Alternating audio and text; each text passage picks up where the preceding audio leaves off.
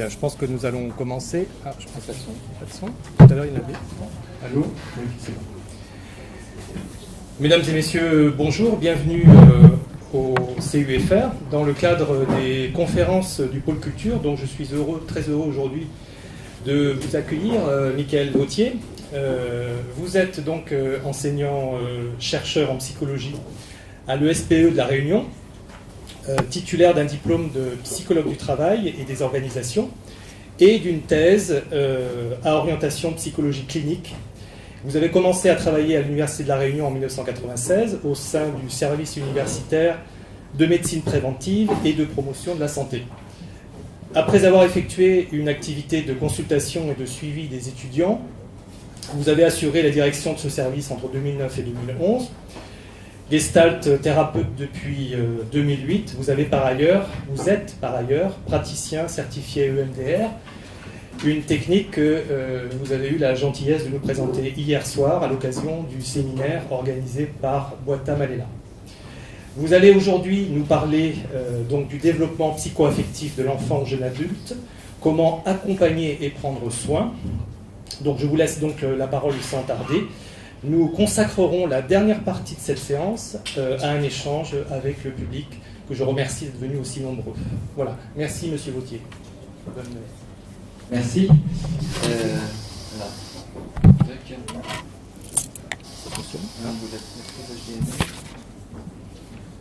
Ah, voilà, là ça va. Alors, je vais juste... donc merci pour cette présentation. En fait, je vais résumer ça pour vous dire d'où je parle, pour que vous puissiez comprendre mon propos et l'angle d'approche que je vais vous proposer. Avant d'enseigner à l'ESP, alors les ESP, c'est ce qui a remplacé les IUFM. Les instituts universitaires de formation des maîtres ont disparu maintenant et ont été remplacés en 2012-2013, depuis 2012, par les écoles supérieures de professorat de l'éducation. Donc avant d'enseigner à l'ESP, j'ai surtout une pratique de clinicien, de thérapeute, d'accompagnement. Et donc je me suis depuis longtemps intéressé en fait aux questions de développement psycho-affectif, de cheminement personnel à travers toute la clinique que j'ai pu avoir, de cheminement des individus. Et je me suis surtout posé beaucoup de questions sur comment devient-on un homme, devient-on une femme, comment est-ce que l'on se construit, comment est-ce qu'on se construit dans ses relations interpersonnelles, et qu'est-ce qui peut se jouer, ou qu'est-ce qui peut se voir, se comprendre dans les premières interrelations précoces qui lient notamment l'enfant à son environnement et particulièrement à sa mère. Alors ce que je vais vous proposer dans le temps là, que nous avons, c'est un petit détour pour comprendre ce qui est aujourd'hui une évidence, ce qui semble être une évidence en termes de compréhension du développement psycho-affectif de l'enfant, une évidence qui est récente, c'est-à-dire que les travaux que l'on a fait sur les premières interactions précoces, sur la relation mère-enfant, le premier sourire, ce qui se passe entre l'enfant et son environnement, sa capacité de capter les choses, de ressentir, ce qui se passe in utero. Ça remonte dans les années 80, hein, c'est-à-dire ça a commencé à 70, mais avant 70-80, pour faire vite, le bébé c'était un tube digestif. On remplissait, ça sortait, et puis ça fonctionnait comme ça. On a commencé à se poser ces questions-là, notamment avec Boris Cyrulnik, qui est donc psychiatre, neuropsychiatre, qui a travaillé sur ces questions-là dans les années 80.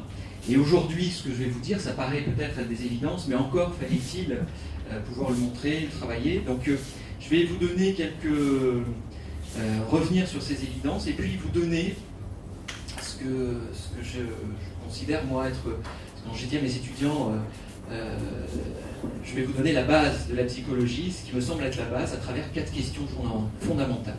C'est-à-dire qu'on va s'interroger finalement, au cours de ce développement psycho-affectif de l'enfant, eh bien, quelles sont les 4 grandes questions que l'enfant, puis l'adolescent, on verra, va se poser. Et l'idée, c'est qu'en fonction de la qualité des réponses à ces questions, de la qualité des soins qui sont apportés à l'enfant, eh bien, il va y avoir des cheminements personnels qui vont soit aller vers du constructif, du positif, ou soit plutôt vers de la destruction, voire de la dépression, voire du suicide. Voilà. Dans ma clinique, j'ai pu accompagner pas mal de gens, donc je me suis intéressé automatiquement à ces questions-là, parce que la question derrière, c'était moi en tant que psy ou psychothérapeute, bien, à quoi je sers. Et l'idée, ça a été de pouvoir essayer d'apporter des éléments de réponse à travers ma pratique, et puis après, de vous en faire part, de vous faire réfléchir à partir de ça, et puis après, on prendra un temps d'échange là-dessus. Alors, ce que je vais juste vous montrer là, c'est un tout petit film qui nous présente en fait très rapidement ce que nous enseignent les neurosciences. Qu'est-ce que nous enseignent aujourd'hui les neurosciences ? Donc ça dure 2 minutes, vous verrez, et puis on verra après ensemble ce que nous enseigne ou ce que nous a enseigné la psychologie en lien avec les neurosciences. Alors, hein.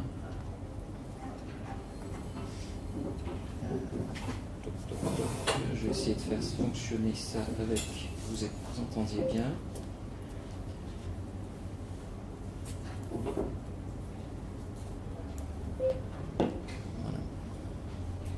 Dans le ventre de sa mère, déjà, le cerveau d'un enfant est sensible à l'environnement extérieur. C'est d'ailleurs à la naissance le seul organe qui continue à se construire. Les 100 milliards de neurones auront à se connecter entre eux pour pleinement fonctionner. Parce que ces connexions ont un impact à long terme sur le développement de l'enfant, parler, maîtriser les émotions, saisir les idées, ressentir de l'empathie, faire preuve de créativité, parce que le développement du cerveau se fait à un rythme effréné, parce que le cerveau triplera de volume dans les 3 premières années de sa vie, chaque petit geste compte. Faites des coucous à votre enfant. Cela active des milliers de neurones en quelques secondes. Touchez votre enfant, réconfortez-le, parlez-lui, regardez-le. Vous influencez les mécanismes qui l'aideront pour le reste de sa vie à apprendre et à réagir. Aidez-le à explorer. Les premières connexions neuronales se créent en stimulant ses 5 sens. Mais ne vous fiez pas aux apparences. L'apprentissage commence beaucoup plus tôt qu'on pourrait le croire. Dès 2 mois, la partie du cerveau qui contrôle les relations avec les autres commence à se développer. C'est bien avant que l'enfant ne commence à côtoyer d'autres enfants. Vers 6 mois, le cerveau est à son maximum pour apprendre le langage. En reconnaissant vos expressions faciales et vos émotions, l'enfant se prépare à interagir avec les autres plus tard. D'ailleurs, si un enfant peut parler, lire ou compter, c'est que son cerveau a été préparé longtemps avant. Mais attention, il y a des moments privilégiés où le cerveau est plus malléable, où l'impact des interventions est à son maximum. Il faut miser sur ces fenêtres d'opportunité pendant qu'elles passent. En somme, tout ce que vous donnez à votre enfant dès sa naissance, en temps, en soins, en interaction, aura une incidence positive sur l'individu qu'il deviendra.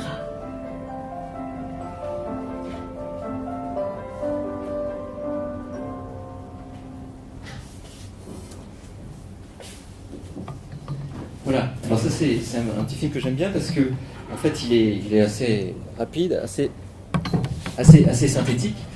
Et qu'est-ce qui nous explique que il y a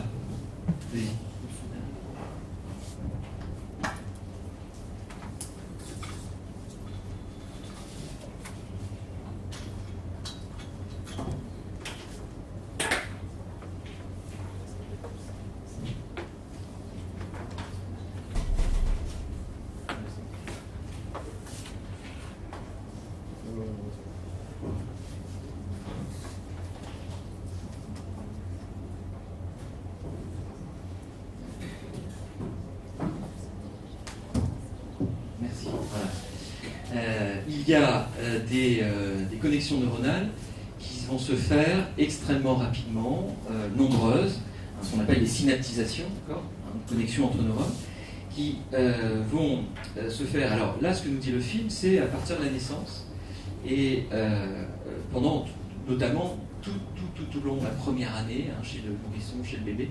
En fait, l'idée est la suivante, c'est que le nourrisson est une véritable éponge. Tout ce qui va se passer dans son environnement, tout ce qu'il va voir, tout ce qu'il va entendre, tout ce qu'il va ressentir, eh bien, il va l'enregistrer et il va en garder une trace, une mémoire quelque part. Il n'y aura pas de mots dessus, il n'y aura pas forcément du sens, au sens où il peut mettre des mots et expliquer les choses, mais en tout cas, quelque part, c'est enregistré. Et c'est ce que nous apprennent les neurosciences et tout l'essor des neurosciences. Freud, d'ailleurs, dans ses écrits, nous disait, à un moment, il ne le disait pas comme ça, mais l'idée, c'est qu'à un moment, il sentait qu'il allait de toute manière être dépassé par les progrès de la science. Et il l'a été dépassé, mais on lui doit quand même, en tout cas moi je lui dois dans ma pratique la psychanalyse, qui donne des repères, des façons de penser les choses, hein, PEN et PAN aussi, mais à ses propres aussi, à ses propres limites, et les neurosciences nous enseignent des choses tout à fait intéressantes.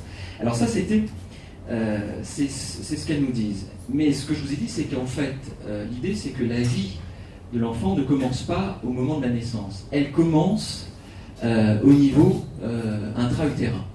Elle commence dans les premiers mois de grossesse, et elle commence de cette manière, c'est-à-dire que tout d'abord l'enfant, alors c'est pas tout de suite, hein, puisque l'appareil auditif va prendre au moins 4 mois pour se former in utero, mais l'enfant va entendre des sons in utero. Il va entendre des sons, il y a eu des études qui ont été faites toujours dans les années 80, 70-80, mais on s'est intéressé à ce que pouvait percevoir comme son in utero le fœtus, et il entend tellement que lorsque l'on fait passer des bandes originales avec la voix de la mère, ou lorsqu'on fait passer une bande originale avec la voix d'une autre personne, il est capable, ça c'est des expériences américaines qu'on avait vues, c'est qu'il est capable de régler son rythme de succion sur un biberon pour pouvoir réentendre une voix qu'il a entendue in utero. C'est-à-dire que le monde environnant, il le perçoit, et il le perçoit tellement bien qu'il va en garder même une mémoire, comment vous dire, physique, une mémoire des sens. Dans le sens, justement, où ce qui me permet de dire ça, c'est qu'aujourd'hui, je travaille avec des patients. J'ai par exemple une patiente qui a aujourd'hui pas loin entre 40 et 42 ans, qui vient me voir pour des problèmes de stress et de mal-être, et avec laquelle j'ai pu retourner dans le travail que j'ai fait avec elle sur les moments, normalement son accouchement, qui a été son accouchement quand elle, sa propre mère a accouché, et sur toute la question du propre désir. Alors là, ça aussi c'est quelque chose d'intéressant, et on va aborder ce que nous disent les psychologues et ce que nous enseigne la psychologie autour de 4 grandes questions fondamentales qu'on a vues avec les étudiants en L2, mais parce que ça reste vraiment la base, c'est-à-dire que la question du désir d'enfant, à savoir, si je pose la question à un bébé, et que je lui tends le micro au moment de la naissance, et que je lui dis, de quoi as-tu le plus besoin, ou quel est ton besoin fondamental là, maintenant, qu'est-ce qu'il va me répondre?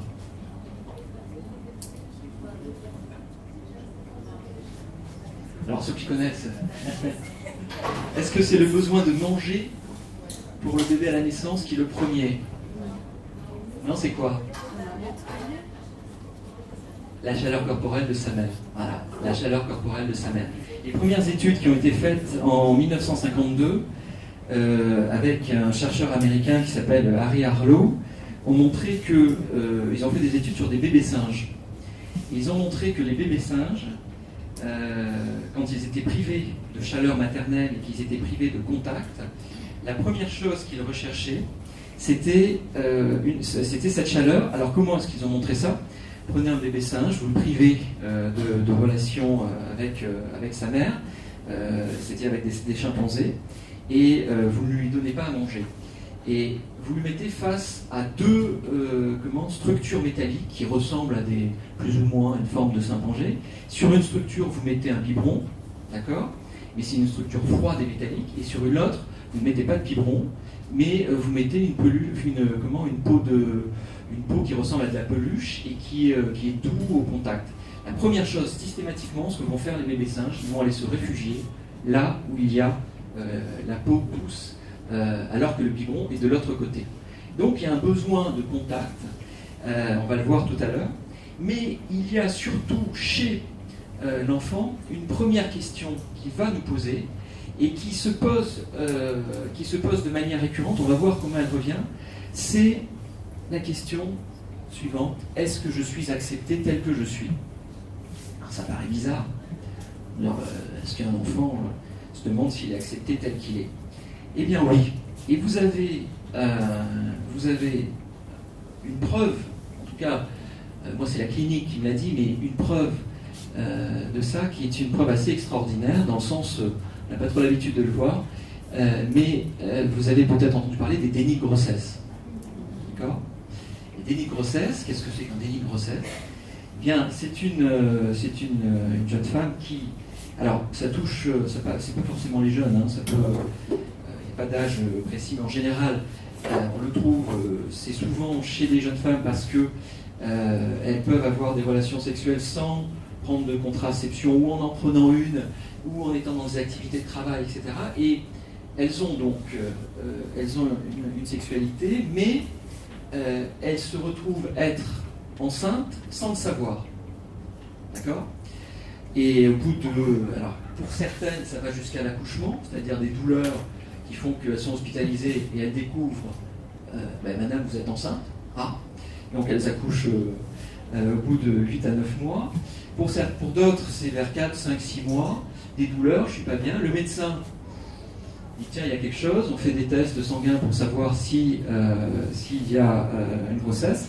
Et là, effectivement, on découvre une grossesse. Et qu'est-ce qui se passe au moment où la mère découvre qu'elle est enceinte? Le ventre ressort. C'est-à-dire que pendant 4-5 mois, je vais le faire comme ça, le ventre est plat, la jeune femme prend peut-être quelques kilos, d'accord, mais sans plus, et au moment où elle découvre et lui dit mais madame vous êtes enceinte, ça y est, off, le bassin, d'accord, s'ouvre, et vous avez, et c'est ce que l'on voit dans les heures qui suivent, vous avez un fœtus qui va se positionner, prendre toute sa place dans le ventre de la mère. C'est-à-dire que en quelques heures, vous allez avoir, d'accord, le ventre qui va gonfler.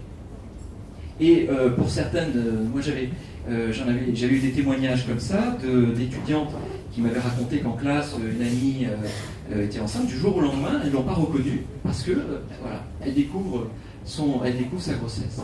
Ça veut dire quoi? Ça veut dire que pour que bébé puisse exister et prendre sa place, il faut d'abord quelque part qu'il existe dans le désir, au moins dans le désir de sa mère, dans la tête de sa mère. Ouais. Regardez, pour vous qui êtes là, il n'y a pas d'obligation, mais vous vous êtes peut-être dit, alors pour certains d'entre vous, vous êtes parents, et vous vous êtes peut-être dit, lorsque vous étiez jeune fille, si un jour j'ai un bébé, si un jour je suis maman, je l'appellerai Sophie, Irène, enfin bref, peu importe. Vous avez peut-être déjà imaginé le prénom que vous aimeriez donner à votre enfant. Ouais. Donc votre enfant préexiste dans votre tête. Et cette préexistence, quelque part, lui donne une place psychique qu'il va petit à petit pouvoir intégrer dans votre corps. Mais il ne peut prendre sa place que déjà si psychiquement il existe. C'est ce que vient nous apprendre le déni de grossesse. C'est-à-dire s'il se sent accepté tel qu'il est. Accepté tel qu'il est, c'est-à-dire sans condition, et reconnu tel qu'il est. Un autre exemple que j'aime bien raconter, parce que ça a été pour moi un tournant dans ma vie. J'avais 15 ans, et à l'âge de 15 ans, mes parents recevaient un couple d'amis, et donc la mère qui était là, qui était une amie de ma mère, racontait que elle avait eu 2 enfants, elle avait eu des jumeaux, et que son désir le plus fort, c'était surtout de ne pas avoir de jumeaux. Mais elle s'était retrouvée enceinte pour la première fois de sa vie, primipare, première parturiente, première grossesse, elle se retrouve enceinte de jumeaux. Et c'était pas du tout ce qu'elle voulait, pour des raisons personnelles. Et donc elle fait sa grossesse, ça se passe, et tout va bien physiologiquement, mais psychiquement, c'était pas très très clair pour elle. Et au moment de la naissance, donc le premier sort, le deuxième, un peu plus petit, apparaît et fait ce qu'on appelle une anorexie du nourrisson, c'est-à-dire un refus d'alimentation. Donc elle nous raconte ça, le bébé fait un refus d'alimentation, donc le personnel soignant est un peu inquiet, se dit mais qu'est-ce qui se passe? Une infirmière vient voir la maman et lui dit, mais lui pose une question, qu'est-ce qui s'est passé pendant la grossesse? Est-ce qu'il y a des difficultés? Pas de difficultés particulières, Et là, elle fond en larmes devant le personnel soignant. Le papa est là, au courant de rien, il ouvre de grands yeux et il a dit, en fait, je n'en voulais pas. C'est-à-dire que, pour moi, vivre une grossesse gémellaire, c'était quelque chose d'insupportable. Alors, parce que sa grand-mère avait eu des jumeaux, elle s'était dit qu'elle ne voulait pas avoir de jumeaux. Ah, donc là, on découvre ça, un peu stupéfait. Et l'infirmière lui dit, mais maintenant, qu'est-ce que vous désirez? Eh ben, je me sens tellement coupable que j'aimerais évidemment que mon enfant vive. Et écoutez, madame, vous allez lui raconter votre histoire et vous allez lui raconter ce qui s'est passé. Donc elle nous dit, on m'a amené l'enfant, on l'a mis sur mon ventre et je lui ai raconté ce qui s'est passé, que la grossesse pour moi était difficile, que je ne voulais pas forcément avoir des jumeaux et que là maintenant que tu es là, eh bien j'ai envie que tu vives. Je me sens coupable de ça. Alors vous imaginez l'émotion, les pleurs, le père qui découvre tout ça. Enfin bon, l'équipe soignante aussi un peu bouleversée. La mère donc lui raconte dans ses mots, alors elle lui aurait raconté en anglais, en swahili, en ce que vous voulez. Elle lui raconte dans ses mots à elle lui parle à l'enfant, elle lui raconte ça. Et l'enfant, dans les heures qui ont suivi, a repris une alimentation, a repris la tétée, etc. En fait, c'est comme si l'enfant avait compris de manière sensitive et interne qu'il n'y avait pas forcément de place pour lui. Et là, vous mesurez, en tout cas moi là j'ai mesuré, j'avais 15 ans, et ça m'avait vraiment interloqué. Là, vous mesurez la puissance de la pensée sur le corps, sur ce qui peut se passer, et comment est-ce que finalement, cette question de l'acceptation fait qu'un être vient au monde, mais il n'est pas uniquement un être physiologique, mais aussi un être psychique, porté plus ou moins, par le désir de quelqu'un. D'accord ? C'est parce que tu existes dans ma tête, ou dans mon cœur, que quelque part tu peux sentir ce désir pour toi qui va te porter, et on va y revenir sur la notion de portage, entre guillemets, psychique, et qui va te faire vivre. D'accord ? Donc la première question, est-ce que je suis accepté ? Ça reste vraiment la base. Et puis une fois que je me sens accepté, accueilli dans ce monde, je parle de la notion d'accueil parce que la notion d'accueil dans les maternités, d'accueil de l'enfant au monde, etc., c'est encore des notions. Alors ça se développe de plus en plus, mais ça reste encore quand même assez récent, mais il y a tout un travail intéressant à faire avec ça.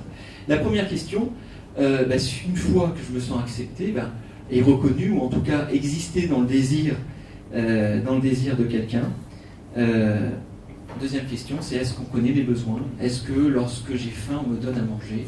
Là, c'est la base. Est-ce que lorsque j'ai soif, on me donne à boire ? Est-ce que lorsque j'ai peur, on me réconforte ? Est-ce que l'on vient à mon secours ? Est-ce que l'on me stimule ? Et en fait, on se rend compte à travers la petite vidéo que vous avez là que l'enfant a besoin d'être stimulé. Je rappelle, ce sont des synaptisations, des connexions neuronales qui se font, et c'est ce que l'enfant va enregistrer pendant les premières années de sa vie.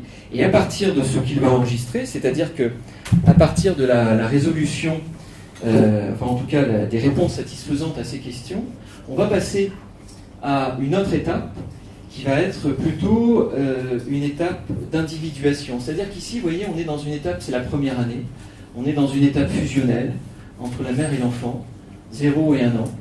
Est-ce que je me sens accepté ? Est-ce que mes besoins sont satisfaits de base, de sécurisation ?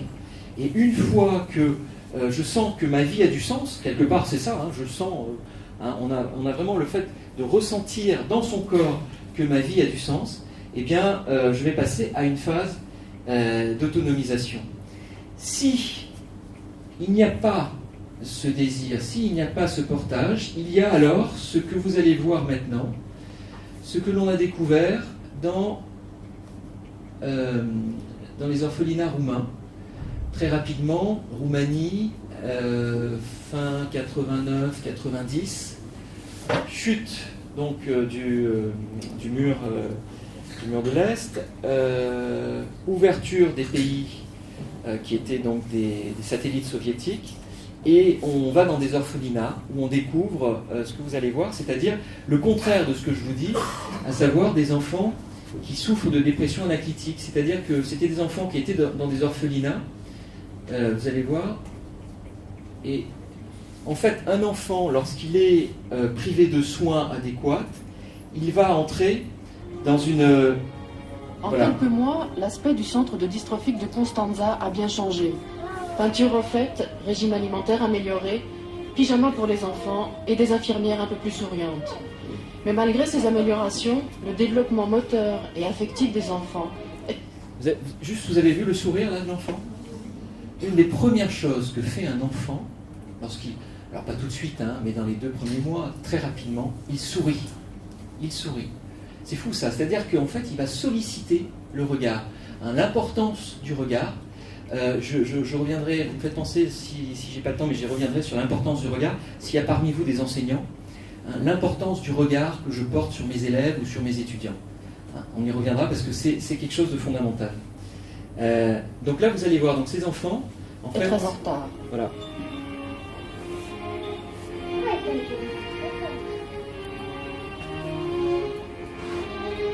Donc ça, c'est un film qui a été fait par Médecins sans frontières. Je vous en passe juste un extrait. La journée commence à 6h30 par le bain, effectué à la chaîne et expédié en quelques minutes, sans un mot pour ces enfants apeurés. Catherine Jacquier, en mission MSF depuis septembre 1990, est toujours sous le choc de ses premières impressions.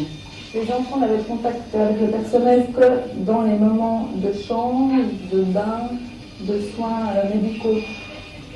Et c'était des soins qui étaient donnés d'une manière souvent hâtive et souvent avec de la brusquerie et sans véritable attention envers l'enfant.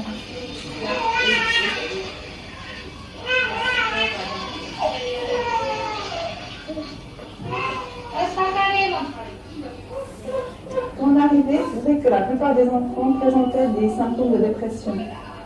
C'était quelque chose de très impressionnant de voir tant d'enfants dans un local si petit atteint de ce symptôme de ce... C'était important de montrer, c'est comme ça que ça doit se passer, que la relation prime sur tout le reste. Voilà, la relation prime sur tout le reste, hein, c'est ce qu'elle dit. Moi, au début, j'ai senti très fortement que c'était pas sûr qu'on allait pouvoir rester, tellement il y avait des réticences. Alors, c'est pour ça que je suis restée beaucoup avec le personnel. Et la deuxième urgence, c'était de s'occuper des soins de base des enfants. Le centre accueille une 60aine d'enfants de 0 à 15 mois, la plupart orphelins ou abandonnés, presque tous dépressifs. Certains souffrent en plus d'atteintes cérébrales dues au manque de stimulation ou à des problèmes de santé, malnutrition, déshydratation, infection. Les aides-soignantes ne sont pas qualifiées et n'ont reçu aucune formation de base sur le développement de l'enfant en institution.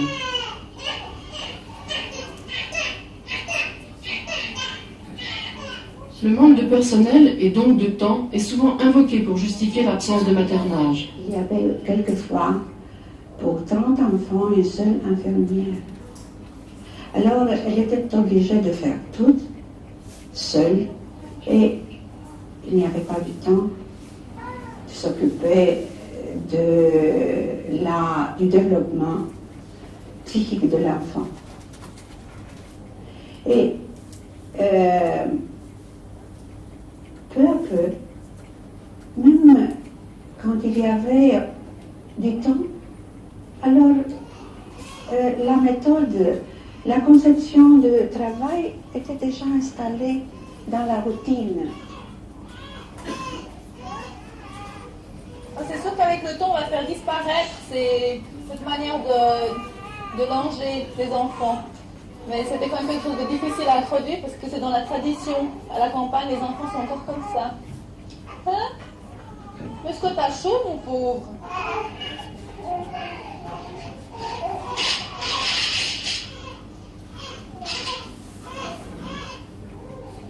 Voilà.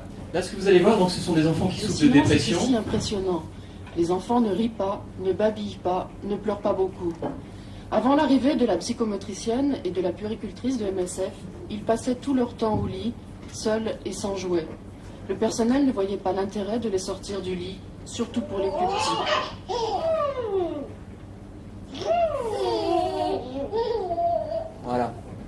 vous avez vu tout de suite ce qui se passe dès que l'interrelation se met en place. Eh bien, la mère, enfin pas la mère, mais dès qu'il y a une interaction qui se met en place, l'enfant réagit tout de suite. C'est-à-dire qu'à partir du moment où on lui donne des soins, hein, c'est-à-dire qu'on lui donne à manger, enfin on lui donne vous avez vu les biberons, mais vous avez vu la façon dont c'est donné, on le lave, vous avez vu la façon, mais en fait ce qu'il va faire, c'est qu'il va développer ce qu'on appelle un pseudo-autisme. C'est pas un autisme au sens strict du terme, c'est-à-dire qu'il va développer une protection, une sorte de bulle, hein, un monde dans lequel il va se retirer et il va se mettre dans un pseudo-autisme. Ce qui est intéressant, c'est que lorsque l'on a fait, et Boris Cyrulnik dont je vous parlais a fait des scans sur les cerveaux de ses enfants, et on s'est rendu compte que dans le cerveau, il y avait une fonte du cerveau, ce qu'on appelle frontolimbique, mais grosso modo, il y avait une fonte notamment du cerveau émotionnel, c'est-à-dire au niveau de votre cerveau, il y a ce qu'on appelle le cerveau limbique, c'est la zone dans laquelle sont enregistrées très schématiquement les émotions. Je fais ça très rapide, c'est pas tout à fait comme ça, mais enfin c'est ça l'idée. Et en fait, par manque de stimulation, le cerveau de l'enfant peut petit à petit diminuer et s'atrophier. Et ces mêmes enfants, lorsqu'ils ont été adoptés, parce que évidemment suite à la découverte de ces orphelinats en 91, il y a eu des associations, il y a eu des parents qui se sont mobilisés. Et bien lorsque les enfants ont été adoptés et qu'on a rescanné à ce moment-là le cerveau des enfants, et bien on a vu que le cerveau avait repris sa place. Donc vous voyez, ça veut dire que l'interaction psychisme physique, elle est perpétuelle avec l'environnement.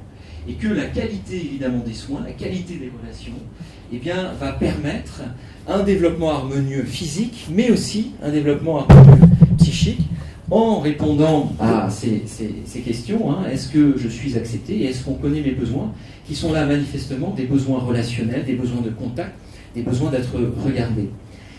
C'est pas nouveau, ça. Alors, on se dit, mais c'est fou, ça date de 1991.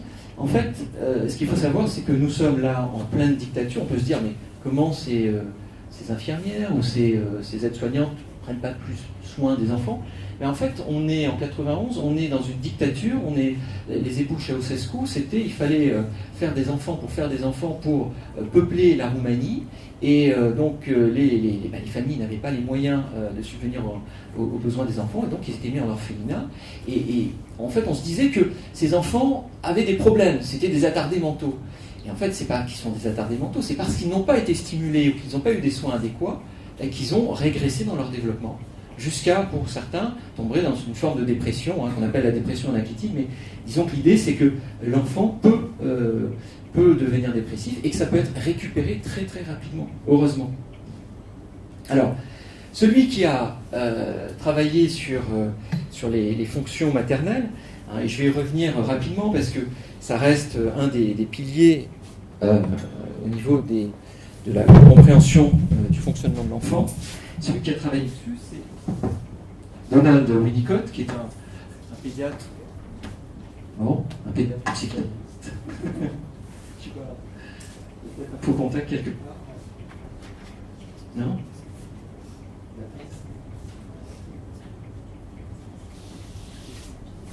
Moi j'aime bien bouger. Donc, c'est pas grave, on va faire comme ça. Qui est pédiatre et psychanalyste et qui s'est intéressé aux interactions précoces mère-enfant. Et en fait, il a expliqué 2-3 choses que je vais vous dire, qui semblent aujourd'hui des évidences, mais enfin, il a eu le mérite, lui, de le développer, en disant, voilà, il y a 3 fonctions qui sont des fonctions... Alors, voilà. 3 fonctions essentielles de la mère. Bon, 3 fonctions. Est-ce que si je le fais sans le micro, ça va? Non, il faut le micro. Alors, 3 fonctions. Est-ce que tu m'assois? Alors, je vais m'asseoir. Faut pas bouger.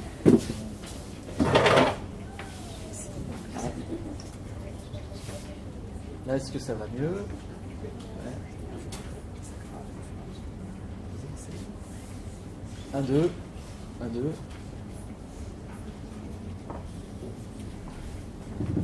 Ça me permet de voir un coup. Là, vous m'entendez? C'est bon, là? Donc, 3 fonctions essentielles. Je vais essayer de ne pas trop bouger, parce qu'en général j'aime bien bouger, mais bon, 3 fonctions essentielles qui sont la première fonction. Alors, quand on parle de la mère, on peut parler aussi de ce qu'on appelle le caregiver. En anglais, c'est la personne qui donne des soins, c'est la première personne qui donne des soins. Eh bien, il y a une première fonction qui est le handling. Le handling, selon Winnicott, eh bien, c'est de prendre soin physiquement, avec les mains. Quand vous prenez un enfant dans vos bras, que vous le bercez, que vous le caressez, que vous le massez, d'accord, vous faites du handling. D'accord? Quand alors le handling, c'est pas réservé au bébé, hein. Ça continue tout au long de la vie. Le fait de... alors, il y a aussi quelque chose d'extrêmement culturel. Dans le handling, par exemple, si vous travaillez aux États-Unis, vous travaillez avec des Américains, quand tout se passe bien, ils sont très contents et ils vous prennent dans les bras, it's a good job, yeah, it's good. Et ils vont se toucher comme ça, ils peuvent se toucher facilement. C'est pas trop dans notre culture, nous, hein. Mais le handling, ça va être tout le contact physique que l'on va pouvoir avoir. C'est ce que je vais faire naturellement quand je vais consoler un enfant, c'est ce que je vais faire naturellement avec mon conjoint ou le partenaire avec qui je vis, qui est de le rassurer, de le prendre dans mes bras et en tout cas de lui faire du bien par un contact physique. C'est du handling. Le handling aussi, ce qui est intéressant, lorsque si vous faites de l'accompagnement de personnes en fin de vie, dans des soins palliatifs, eh bien, ma foi, quelqu'un qui est en train de mourir, pas grand chose à lui dire, hein. C'est pas grave, ça ira mieux après, c'est pas trop adéquat. La seule chose que je puisse faire, c'est d'être présent physiquement et de lui tenir la main pour l'accompagner et puis pour passer de l'autre côté. Et ce handling, ce que Winnicott nous a appris, c'est qu'il s'accompagne de quelque chose d'intéressant qui s'appelle le holding.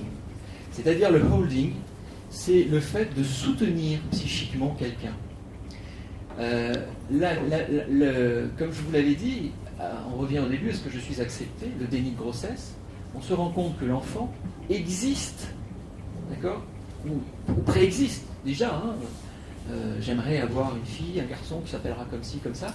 Il existe déjà dans la tête de la mère ou la tête du père, et le fait d'exister psychiquement, eh bien je me sens porté psychiquement, je me sens exister quelque part, et ça, le déni de grossesse vient nous montrer, c'est que ce holding, il a cette importance pour permettre à l'autre d'exister. Le holding, vous en faites tous les jours. Lorsque vous accompagnez vos enfants à l'école, et que vous leur dites bon courage, maman ou papa est avec toi, je pense bien à toi. Vous faites du holding. Si la grand-mère qui va mettre un cierge, alors nous à La Réunion, c'est les cierges à Saint-Expédie, hein, c'est un saint qui est assez pratiqué et travaillé à La Réunion pour que sa petite fille ou son petit-fils réussisse ses examens, eh bien c'est du holding, d'accord ? C'est du soutien psychique, c'est-à-dire que je porte l'autre dans mes prières, dans son existence, et je le fais exister. Et ça, ce soutien psychique, eh bien, il est concomitant au soutien physique. Le troisième point, la troisième fonction importante qui a été décrite par Winnicott, c'est ce qu'il a appelé l'object presenting. Alors l'object presenting, c'est quoi ? En fait, l'idée, c'est de donner à l'enfant ce dont il a besoin au moment où il en a besoin, c'est-à-dire de répondre à ses propres besoins, de manière à ce que j'ai l'impression que l'environnement, et ça c'est important pour l'enfant, j'ai l'impression que l'environnement répond à tous mes besoins. En d'autres termes, vous vous imaginez avoir passé 9 mois en milieu aquatique, logé, nourri, il fait bon, il fait chaud, tout se passe bien, quand tout se passe bien pour la grossesse, hein, bien avant. Mais bref, on répond totalement à vos besoins. Et d'un seul coup, vous voilà projeté dans un monde extraordinaire, au sens hors de l'ordinaire, dans lequel il va falloir respirer, dans lequel, si maman accouche donc à l'hôpital, il y a des lumières, il y a des gens que vous ne connaissez pas, et il va falloir petit à petit entrer en contact avec cet environnement. Je vous l'ai dit, l'enfant est une véritable éponge. Il naît avec des sens, des capacités de synaptisation, on va dire, extrêmement développées, et il va tout enregistrer.